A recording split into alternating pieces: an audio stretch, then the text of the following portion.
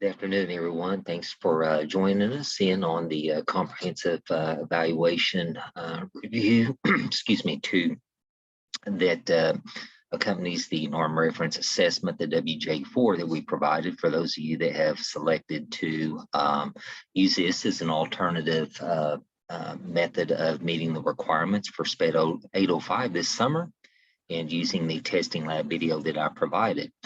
So I have posted this assessment report on Blackboard. I'm gonna go ahead and start the process to share my screen with you so you can see the report actually as I go through it. And again, I did post this on Blackboard for your convenience to review.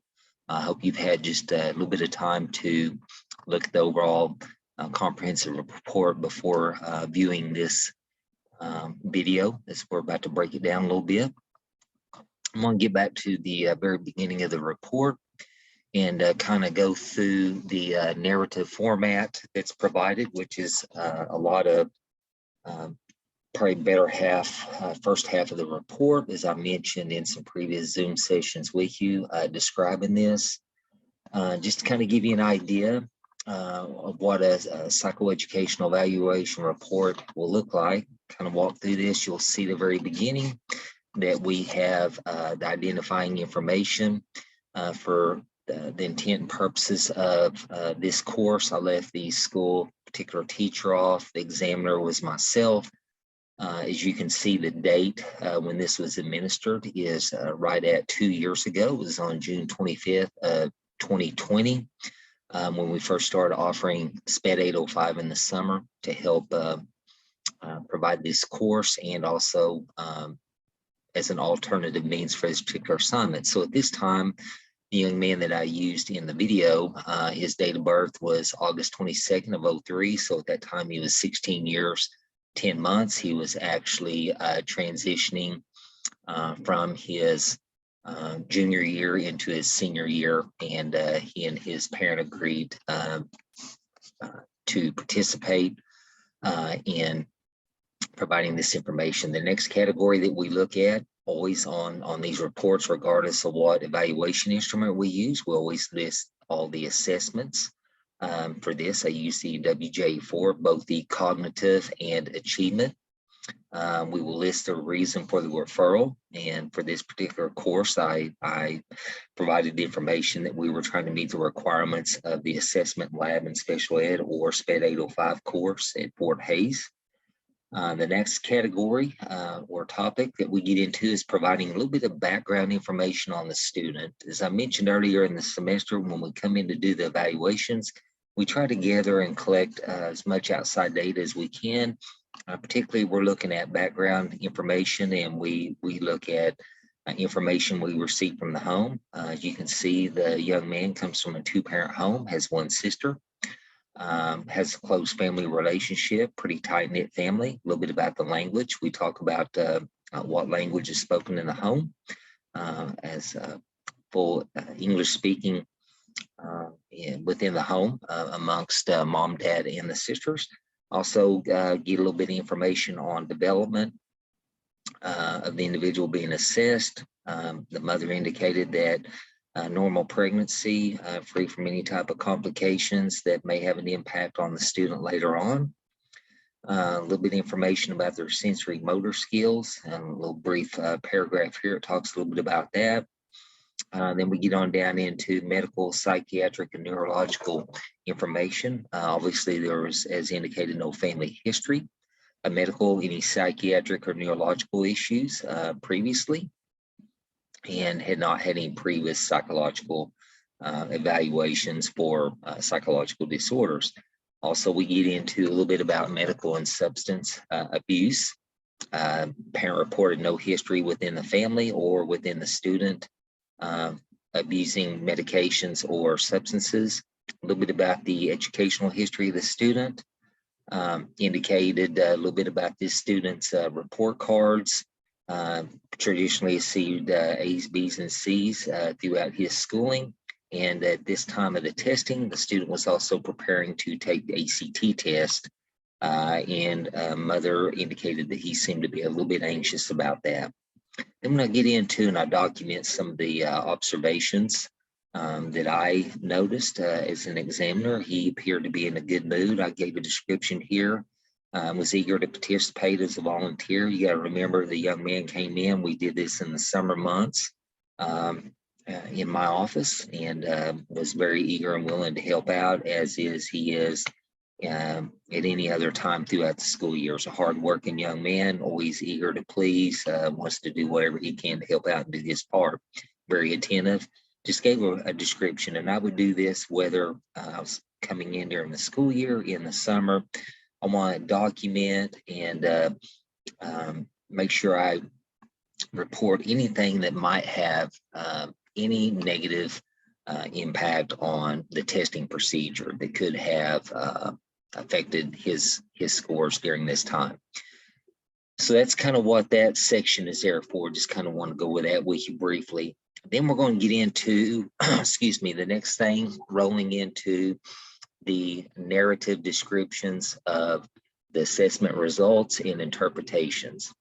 Kind of just briefly go over this with parents, because again, I don't really want to sit and read all the information to them. My primary goal is to get them back to the last half of this report, and then also share the tables, charts, and graphs that I create to help that parent understand where that child actually scored compared to others, as it is a norm reference. So just tell a little bit about the results and interpretation of we're providing measures of the student's overall intellectual abilities, whether it's cognitive, academic, and intellectual. We're looking to identify strengths and weaknesses among the test given, the 10 cognitive, and then also looking at the multiple achievement test.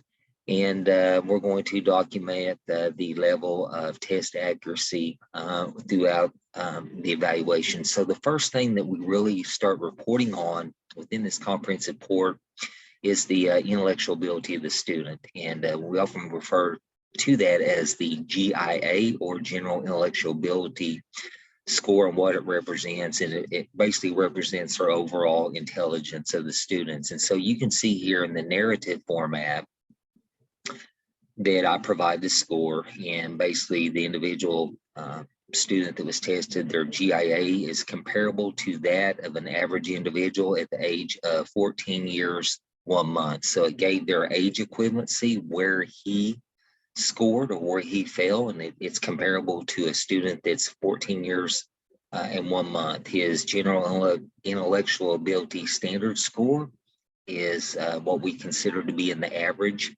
range. His percentile ranking was 39. His standard score is a 96.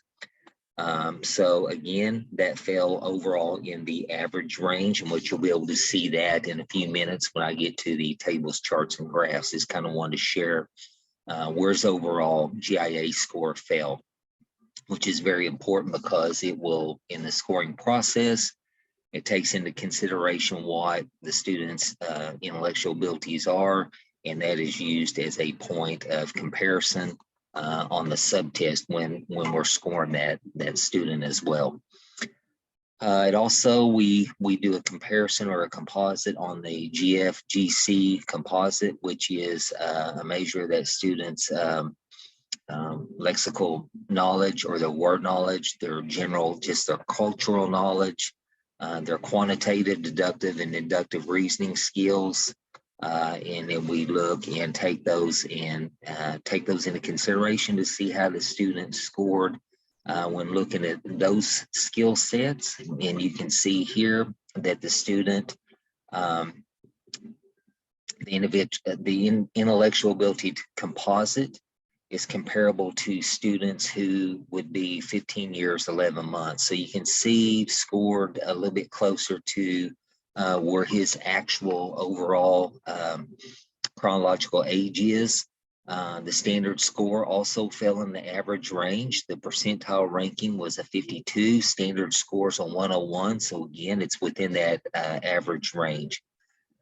The next thing we jump to is getting into the cognitive clusters.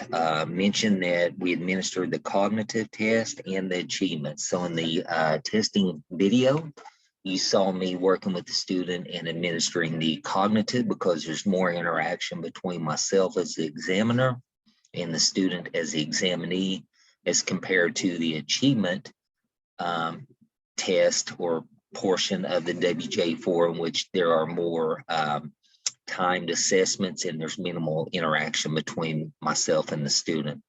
So we get into talking a little bit about the skill set of the student within these cognitive clusters. Some of the clusters include short-term working memory of the student, his ability to attend to, hold, and manipulate information from working memory. And it'll give his age equivalency, his percentile rank, and his overall standard score. And we do that throughout the assessment in the narrative format in which we report to the parent. So kind of show you, we get down and talk about cognitive efficiency and then the cognitive test, the oral vocabulary, number series, how the student failed their verbal attention, letter pattern matching, phonological processing, story recall, visualization, and then general information. And on general information, this subtest will measure just their general object knowledge, going back to the early education years and the skill set that they've accumulated up until that point in time when they're actually tested. We also get into concept formation, visualizing different things, figures and shapes, and then applying some inductive reasoning skills. Numbers reversed. This is one that I always tell parents when I go back and review the scores, that out of all the subtests, this is probably one of the more challenging subtests. We start off with series of numbers, and I give those to the student orally. And it starts off with number sequencing of 2 digits. And so, for instance, I would say 1, 2. The student is going to repeat those to me in reverse order. So therefore, they would say 2, 1. We go through a series. After they have gotten so many right, then we keep adding additional numbers or digits to that sequence. And so we've had students that have worked up to where they have 6, 7, 8 numbers in the sequence. I give them the numbers, and then they say those back to me in reverse order. That usually is one of the last subtests that's administered. So it adds to the difficulty level, because by that time they've already had multiple subtests. Students really starting to get worn out and fatigued mentally, and so that kind of adds to the level of difficulty on that. After we administer those, a lot of times with an older student, we'll give them a break, such as the one that you got to see in the testing lab video. Obviously, if it's a younger student, we will break that down into smaller segments. That way we get a more accurate, reliable, and valid reading on our scores. But with our older kids, a lot of times we will give them a break between the cognitive and the achievement as well. So the next area was the achievement, which you can see here in bold. That becomes the next area of a comprehensive report. Again, just like the cognitive, it breaks down the sub areas and it provides the overall, just the narrative explanation, which I always tell the parent, you're welcome to go back and read that after I go through all the numbers and show them the charts, graphs, and tables, and always encourage them to contact me if they have additional information, because they may read something and interpret it one way compared to how I explained it during the meeting when we're going over the test results. So I'm going to go ahead and move forward now until we get to the section that starts showing a lot of the statistical information in a different format. And that's what I really kind of want to present to you and show you different things that we're looking for. So if you'll bear with me just a minute here, as we get down to toward the end of the narrative portion of this test, you'll see a section here that says ability and achievement discrepancy analysis. This is where I give just a brief summary of looking at comparisons from the student's general intellectual ability score and looking at their other abilities and trying to give that parent information on any discrepancies that I noticed within the scoring portion after the tests are administered. And then also you can see the adaptive behaviors scales or reports. So we also ask the parents to complete adaptive behavior scales. On this particular one, you can see we use the I call it the ABAS, ABAS. It is an adaptive behavior rating that we give the parent. Also, we'll provide it to the teacher. Also use the Vinland. Really prefer to use that over the ABAS, but for this particular recording and project, we use the ABAS on this. And so it'll ask that parent to go in and rate their child based on a series of questions on how they see their student performing different tasks or displaying different ability levels. And then it will also ask a classroom teacher or teachers to complete one as well. Then we take those as an examiner and we compile the data and then also incorporate it into our comprehensive reports as well. So I just kind of wanted to point that out to you. Just another piece of data that we incorporate. As I mentioned earlier in the semester, we're trying to take multiple aspects of data and information and take that all into consideration when we're looking to do initial placements or our reevaluation to determine continuation of services. And so I'm going to go ahead and skip through that. We'll get down to our overall summary as we end the narrative portion of the comprehensive report.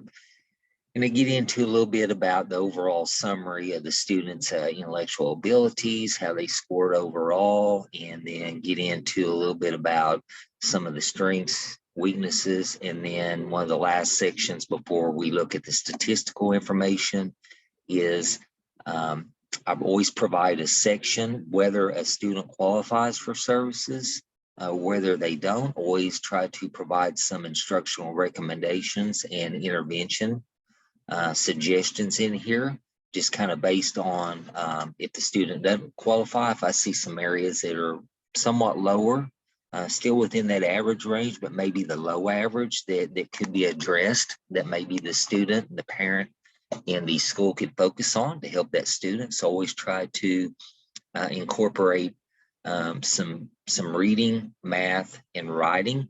Also, going back up into this area on the adaptive behaviors, if we see some significant behavioral issues, if we're suspecting some behavioral disorders, we will also include a category down here for behavioral interventions as well. So I just kind of want to point that out to you. Some of these, once we get into the results, you'll see some of these are very basic. The student really didn't have a lot of significant discrepancies or weaknesses.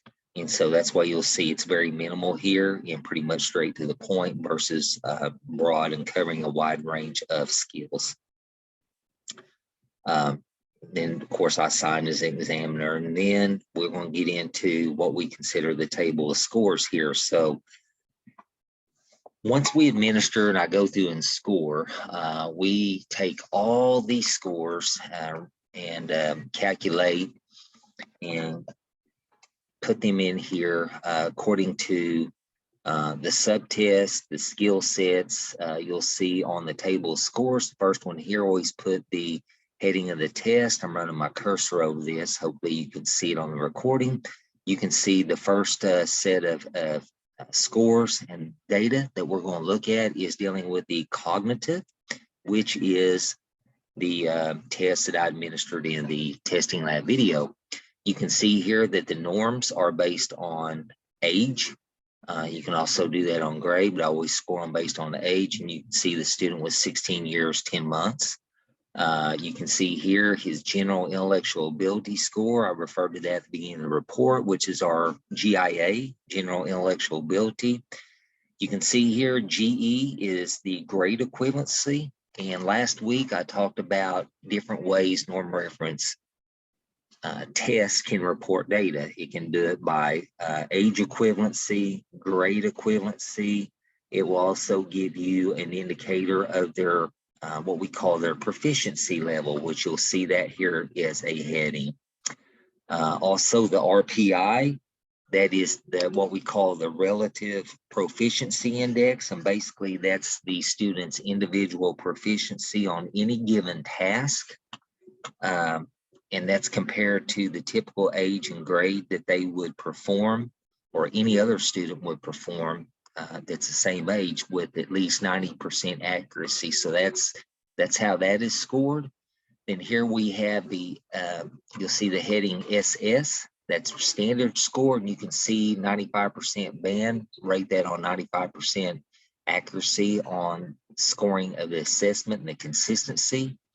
And then we're going to also show the SS classification, standard score classification, which I'm going to also, it will present this information, their standard score on the last charts that I will show you. Then we have PR out here, which gives their percentile rank, and that's the relative standing of that individual when comparing his or her scores to peers on a scale of 1 through 100. So it takes this individual student that I tested, compares his or her scores to their peers, and rates them on a scale of 1 through 100.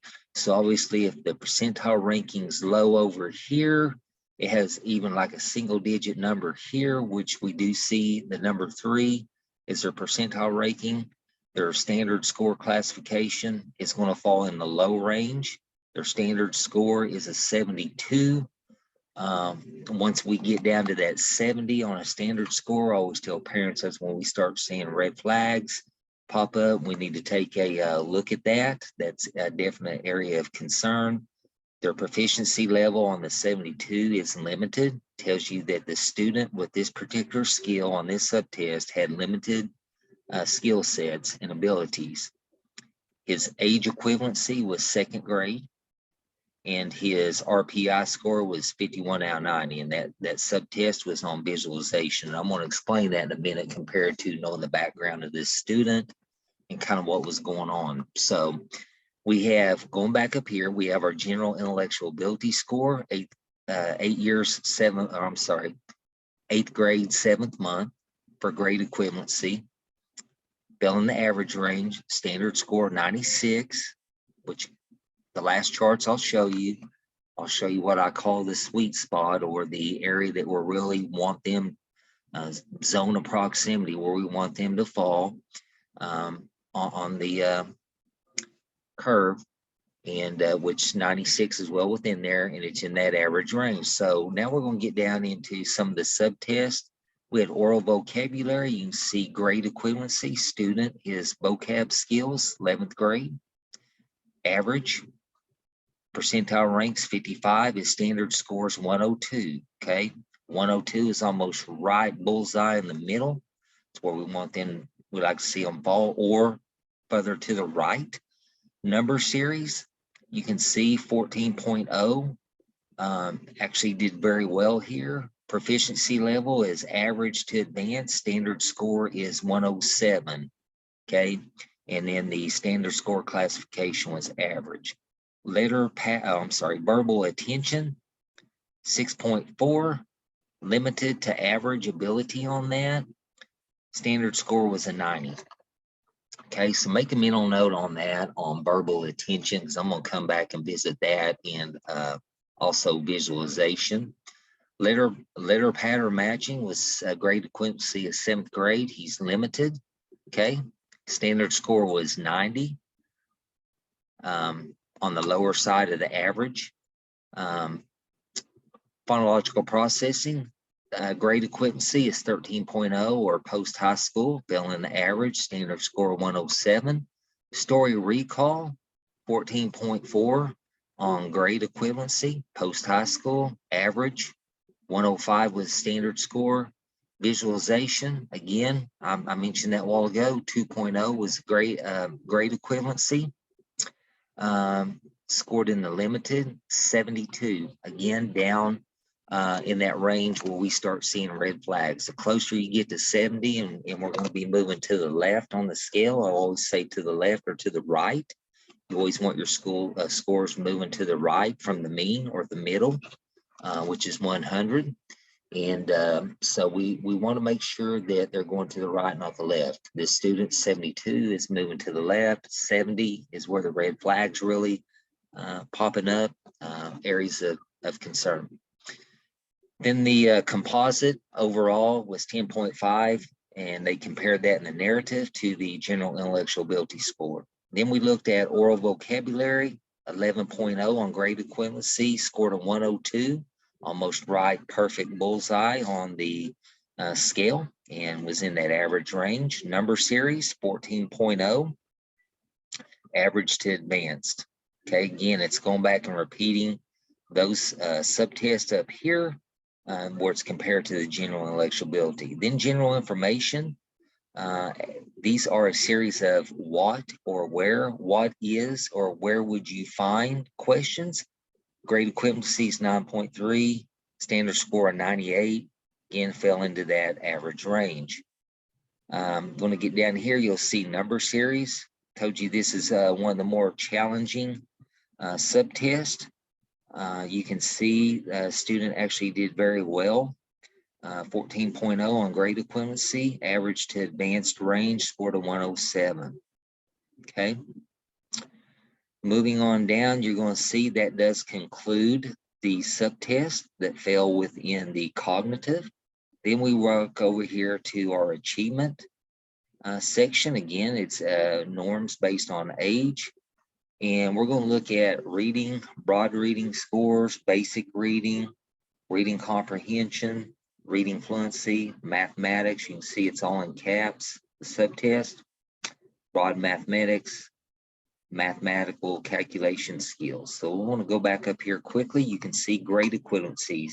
Again, take note on this, that achievement, a majority of them, multiple ones are timed tests. They either have 1 minute or 3 minutes. On the 3 minute, depending on their age, they start off the answer sheets that I score. It may have 85 problems on it, and if they're to start them off, may start them off on number 25 based on their age. So 1 through 25, they automatically get correct, and then I actually score 25 moving forward as they progress toward number 85 at the end, score them, and come up with their raw score before we run it through the calculation system. So to give you an idea on the time test, how we do that.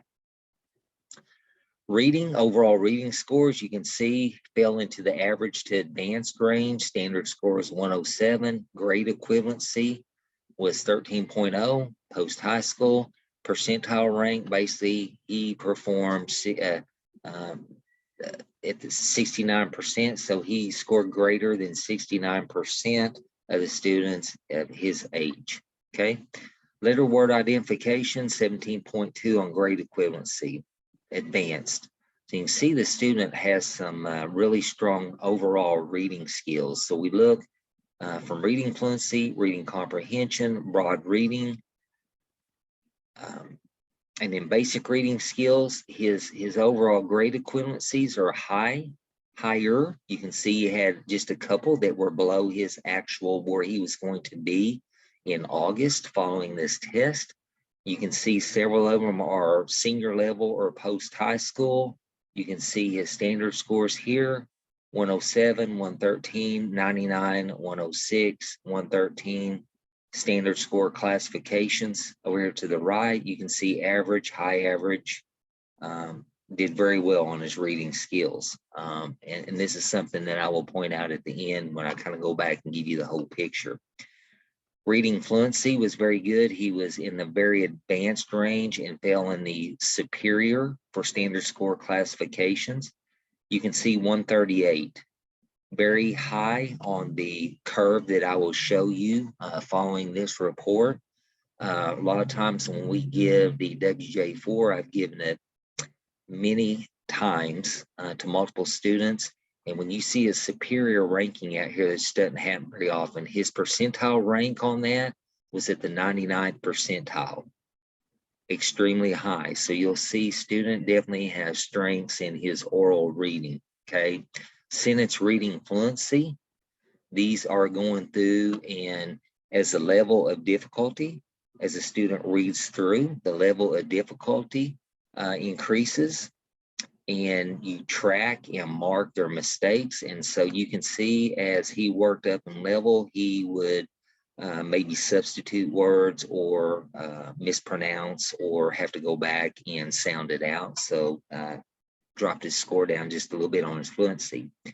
We get down under math, we have applied problems. 8.2 was considered proficiency level was average, score was 96, just to the left of the 100 or medium. Math calculation skills, again, this is timed. He was limited on that. His calculation and doing it under a time format was somewhat limited, meaning he did not get as many completed in a specific set of time. It took him a little bit longer to process, and as a result of that, his calculation rate was lower, therefore his overall grade equivalency score dropped. And so sometimes if students have a little trouble at the rate in which they process the problem, especially in mathematics, slows them down. They don't get as many problems answered in that 1 minute or 3 minute, regardless of what format it is. It's going to drag that overall grade equivalency score down, and also their score as well. Mathematics fluency, this is one that was the 3 minute. Again, it had like 85 problems where the student's age was. I think they started off on number 26 or 27, and then they worked forward. All of them number 1 all the way up to number 25. They get correct. We start scoring from number 26 moving forward. Okay.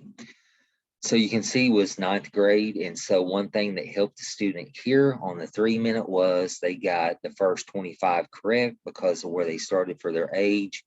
And then they were able to work through a number of them under the 3 minute format compared to the 1 minute. So it does make a difference in your score with the amount of time that you're allotted. Then again, we get down into some of the clusters where it will take some of these scores from above on the achievement, drop them down into specific clusters. Again, we're seeing some of the same scores. We're seeing them in a different format down here. Math facts fluency, again, 9.0, which is the same as right up here. I just pointed out. So you see a repeat of some of these scores. It's just dropping them down and reporting them in secondary clusters. Okay, breaks them down to a little bit more specifics here. Writing samples, this is one, regardless of whether it's a lower elementary student or a high school student, this tends to drop a student's score down because it takes them time to process or literally having to write. Sometimes their writing skills are not as adequate for their age, and so therefore it will bring their score down a little bit. And so they're presented pictures, and then they have to create short paragraphs and or sentences to explain the picture that they're seeing. And I'm looking for specific keywords to make sure they understand the picture they're looking at, and then how to express that in writing. So that's kind of the purpose of that test. Get into some academic skills, letter word identification, basic spelling, and then calculation. Again, calculation is timed, which it matches back up here. The calculation score, it's the exact same thing, just reported down here in a different format, different subtest area. Overall academic applications is what it reports here. Brief achievement, broad achievement. Again, on the chart I'm getting ready to show you, the ones that are in all caps are the subtest categories. that we calculated scores on. You can see here on the broad achievement, their letter word identification is 17.2. It's advanced, it's high average. And so on that, they're presented pairs of letters. It might say AA, BA, BB, and all that. And they have to find the ones that don't match in the pattern. And they have to do it under a time basis and go down through there and put hash marks through the incorrect answer. And so it is a time format. It's a 3-minute test. Okay. After we present the categories, their grade equivalencies, their RPI score, their classification as far as proficiency level, their standard score classification, and then their percentile rank. Once we go over that information and data with the parent, then the next area we're going to get into is looking at what we consider to be variations or discrepancies. Okay, so our standard deviation is 1.50. Okay, 1.5 standard deviations. So if their standard deviation down here is 1.5 or greater, either to the left, meaning it's negative, it's 1.5 to the left, going to the left, meaning it's going to be a number, a negative number, or 1.5 to the right. Remember, right's positive, right's going to be a string. Left, going back to algebraic skills, anything on the left side, it's going to be a negative number. It's going to be a weakness, and it's going to identify it here. So it's negative 1.5 or more, it's going to be identified as a weakness. If their standard deviation here that I'm running my mouse over is positive 1.5 or greater, it's going to identify it as a strength. So here on standard scores, we see a category, a column for their actual score. You can see on oral vocabulary, the student highlighted here, his actual score was a 102. Based on his general intellectual ability, it predicted in this category what he would score. It predicted that the student would score a 95. He actually scored a 102. The difference is 7, okay? So it's positive 0.55. It's not positive 1.50. So that's why you don't see anything out here. It did not meet the criteria to be anything greater than 1.5, meaning positive to the right, or anything that was greater than 1.5 to the left, or a negative. Now, you can see here, there's no strength or weakness until I get down here to visualization scores, which if we go back above and look, I pointed out visualization early on that was one of his weak skills. His actual standard score was a 72. I told you when we get down to a 70, that's when red flags are popping up. Major weakness, anything below 70 is definitely an issue we've got to look at. That the closer they go to the left, negative, getting to that 70 mark, it's showing us weak skill sets. Visualization was a 72. Based on his general intellectual ability, it predicted he would score 100. He was 28 points below what was predicted at 100. Okay, percentile rank is 2. That 28 points below was minus 2.02 as far as the standard deviation. That is to the left, and it's more than 1.5.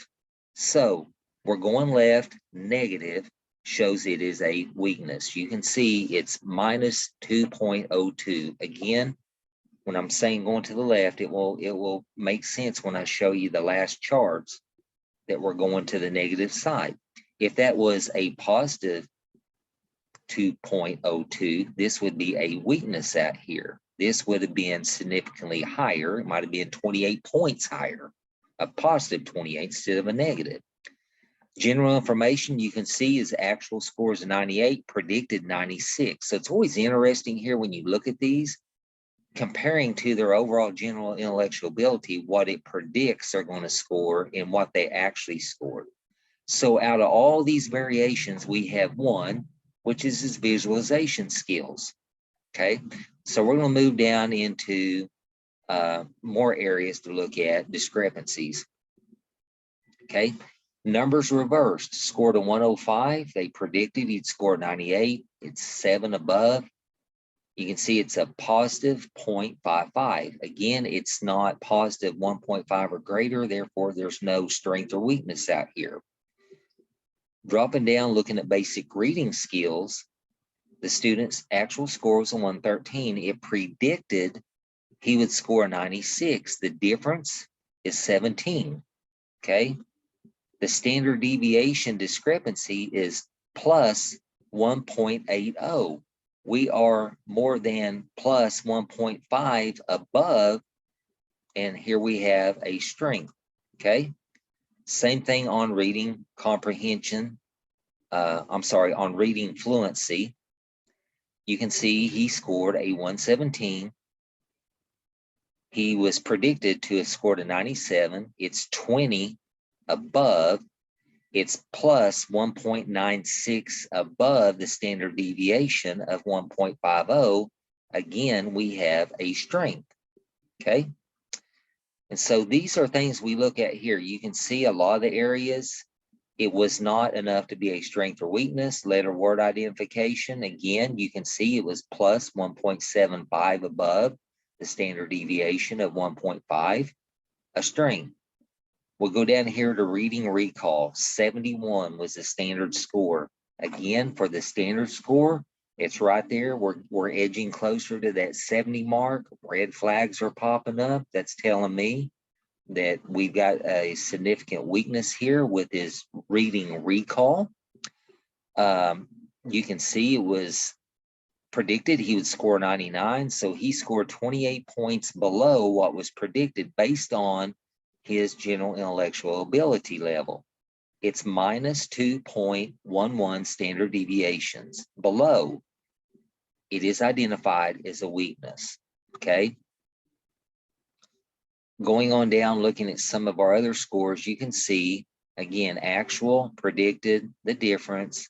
Standard deviation, is it plus 1.5 or more, or is it negative 1.5 or more? You can see either positive or negative, just a little bit, not enough to indicate a strength or weakness out here. So you can see students scored fairly consistent.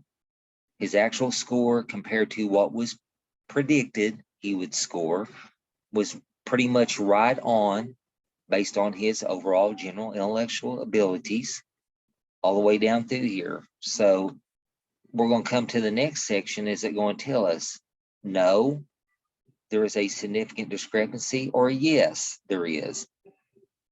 Based on, again, actual score, predicted, the difference.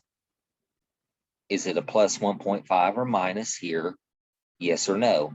Reading fluency, yes. Positive, it's a strength. It's telling us, yes, it is a strength. It's a positive, okay? So that's how we kind of go back and look at, once we have our general intellectual ability, it takes all the data from above, raw score, standard score, shows us grade equivalencies. We're presenting that, then we're transitioning down, and we're going to start showing the parents when we present our information, where they scored, how they scored based on their predicted score according to their overall general intellectual ability. Is it enough to be 1.5 plus 1.5 or minus 1.5 below the standard deviation? Strength, weakness. Okay, so you can go back and look. We did have some low scores. We've got some visualization weaknesses here. We also had some low score on up here. You can see with his reading recall. Now, to kind of give you an idea, this student I mentioned early on in a Zoom session was ADHD, ADD off the chart when he was younger, was medicated. As he got older, kind of started maturing, kind of somewhat growing out of that. Parents transitioned the student off medication. Hard worker, aims to please, strong parental support. Okay, so was able to close gaps. The student was fully served when he was younger. As he progressed, got older, with support, his work ethic and all that, skill gaps closed. Do we still have some existing? Yes, we do. We still have just a couple areas under our sub-test. But overall, when we compare the students' general intellectual ability and their overall discrepancies, is it enough of a discrepancy that the student would be considered? If it was an initial placement, will we do an initial placement on it? No, we would do some intervention services. Is it a deal where on a reeval, continued services, high school student, resource room is available for the student if they need support. Students pretty much served in a regular classroom setting. Student with work ethic and support of the parent. Student maintained A's, B's, and C's all the way through high school, never was on the ineligible list, was an active member in the FFA chapter. Matter of fact, was the chapter president, did early enlistment in the National Guard, Oklahoma National Guard, did basic training between junior and senior year, and is now full-time active duty military service now that they're out of school. So it kind of gives you an idea overall the student's ability. The next thing I want to do is my tables, charts, and graphs. I'm gonna have to stop sharing the screen and then pop up a different screen on how I transition these scores over to another format. So basically what I do is I go through and transition all these scores, take them off of the report that you saw, and I use the bell curve. It shows our score, and then you can see standard scores, our scaled scores, our percentile rank, and then I put their subtest here on the left-hand column.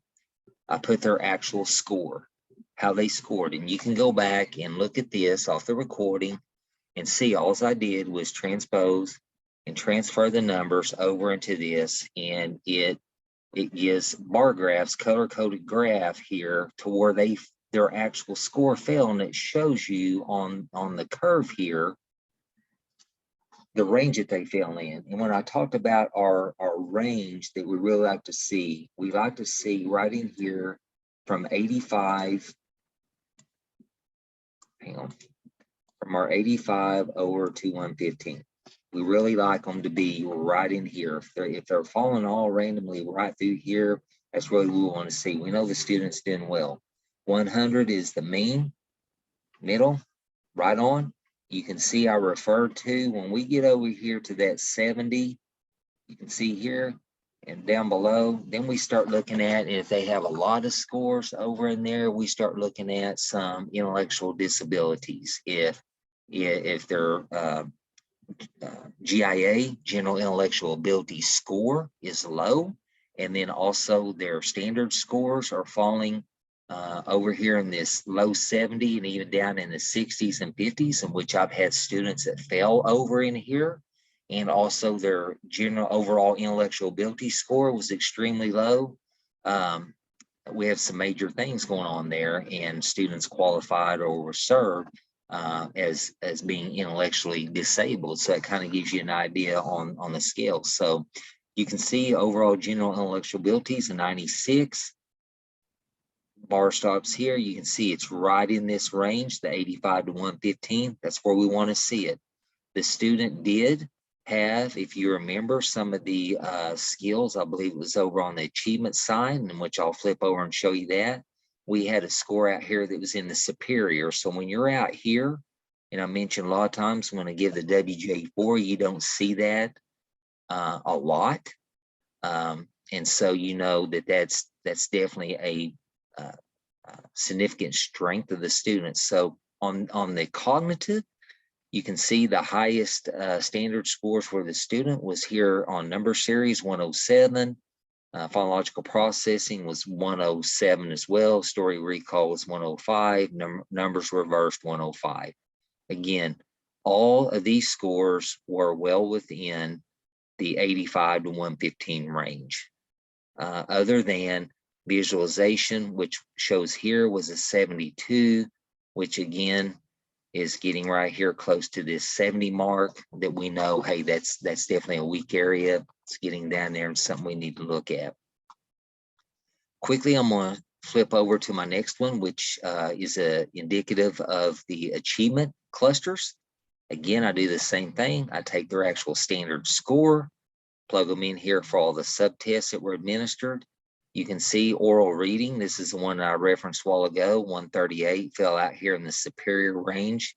138 here, which is far to the right on the positive. Anything's to the left, we're going left. We're getting smaller numbers, negative, right, positive. So you can see individual students' reading fluency, the rate at which they were able to read, scored 117, which is getting to the right upper tier of this range that we like to see. And then also over here, oral reading, which is a 138. Definitely those students' overall strength, highest standard score he had between the two tests that were given, the achievement and the cognitive. And this is one of the, I talk about charts, tables, and graphs, ways that we can take the raw data. It's real easy for us to spew out numbers and try to explain or present the information in the narrative format in the report that I referenced earlier. And when we started this semester, I talked about one of the goals was to try to teach you how to use tables, charts, and graphs to depict your data so you can give a visual representation to your parent and help them understand where their child really falls and the range that we like to see, this 85 to 115. And then also what we're looking at when we get over here in what I call the danger zone. Once we start getting scores that are getting closer to this 70 mark, and anything you see below 70 is definitely what I call danger zone, something that we know we got some major things going on there. So again, going back and knowing the overall whole picture background of this student, if the student visualization, I'm going to hit on that real quickly. Knowing how his mind worked and was ADHD, ADD, it's like his mind was constantly spinning. So if he had to focus on and visualize things and try to pick out things, knowing that his mind's just constantly working, he had a hard time doing it. Even now, still had to really work hard, and ended up being one of his lower scores to focus on that. Another thing was his processing. I talked about on some of his math skills. If it was timed compared to some of the math subtests on the cognitive that were not, the time test, because his mind works the way it does, his processing was a little bit slower when it came to the math skills on the timed. Back over on the cognitive test, when it was not timed and he could work through and process and think, scores were higher. So again, it kind of goes with how that student's mind works and being distracted, and his mind's constantly working, being hyper and having some attention deficit problems. If he had to read, which his oral reading was extremely well, if you go back and look at his scores, I always say he could read anything put in front of him. Had some really good reading skills. Probably one thing that really helped him compensate for some of his academic deficiencies. But recalling specific information, because his mind was constantly working and he could read fast, he would have trouble maybe processing and retaining some of the information if you went back and tried to recall specific details. And so when you see those scores related to those skills, you will see they were a little bit lower versus just the rate or his fluency rate at which he read tended to be good. So again, knowing the background and having all the information, I talk about how important that is as you test and collect data, just trying to get all the information you can. One other thing I always mention when I come in and present data, the comprehensive report, I always try to make sure that the parent in the IEP team understands that what I've got within my report is a statistical snapshot of how that student did with me in a 3-hour setting, an hour and a half with a break and an hour and a half if it was high school, or if it was 2, 3, or 4 smaller settings, if it's a younger student. So it's a statistical snapshot of how that student did on the days that I came in and went over the information regarding those skill sets. And then we also take the information provided by the teachers based on data collection through informal assessments in their classrooms, and also the adaptive behavior scales that I mentioned that was embedded within the report, whether it's the ABAS, ABAS, or the Vinland.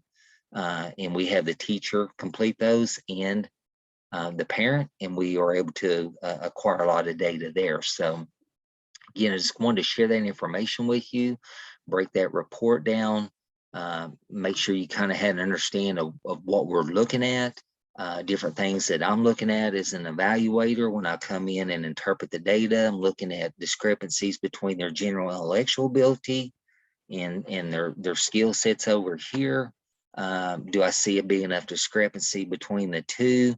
And then we start narrowing that down and then determine qualification for services. So I hope this breakdown, that comprehensive report has helped give you a little bit of an understanding, and then also give you an understanding when we take the standard scores and the raw data, the numbers, and then we transpose them into charts, tables, or any type of graph like this, that you can see that it helps that parent kind of understand where their child is falling compared to when their scores are normed against other students that are the same age, grade equivalency of their child, and where they should be scoring. And then also easier for them to see some of the low or areas that are considered to be deficient and what needs to be worked on moving forward in the future. So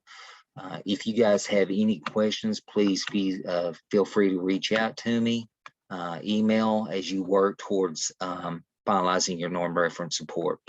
As always, you can email me and I'll get back to you. Again, I answer those early in the morning, and then also sometime there around 5 o'clock in the afternoon, I'll get back to you that evening. So if you have anything, don't hesitate to reach out to me. Thank you.